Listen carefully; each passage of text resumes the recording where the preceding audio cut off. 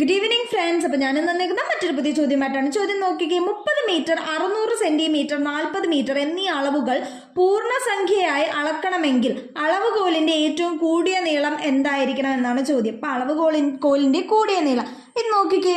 30 metre 600 centimetre ആണ്. അതിന് metre ആക്കപ്പോൾ എങ്ങനെ വരും? ബൈ 100 അല്ലേ? അപ്പൊ 6 മീറ്റർ 40 മീറ്റർ.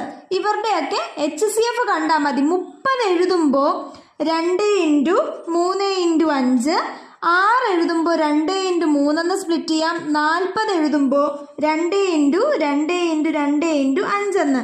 അപ്പോൾ ഇതിൻ്റെ HCF എന്ന് പറയുന്നത് 3ലും കോമൺ 2. അപ്പോൾ HCF 2 ആണ്. 2 മീറ്റർ എന്നാണ് കിട്ടിയത്. നമുക്ക് ഉത്തരം സെന്റിമീറ്ററിലോട്ടാക്കണമെങ്കിൽ എന്ത് ചെയ്യണം? കിട്ടിയ ഉത്തരത്തിന് എന്ത് ചെയ്താൽ 100 കൊണ്ട് ചെയ്താൽ മതി. അപ്പം നമുക്ക് കിട്ടുന്നത് 2 മീറ്റർ, അതായത് 2 × 100, അതായത് 200 സെന്റിമീറ്റർ ആയിരിക്കണം കോലിന്റെ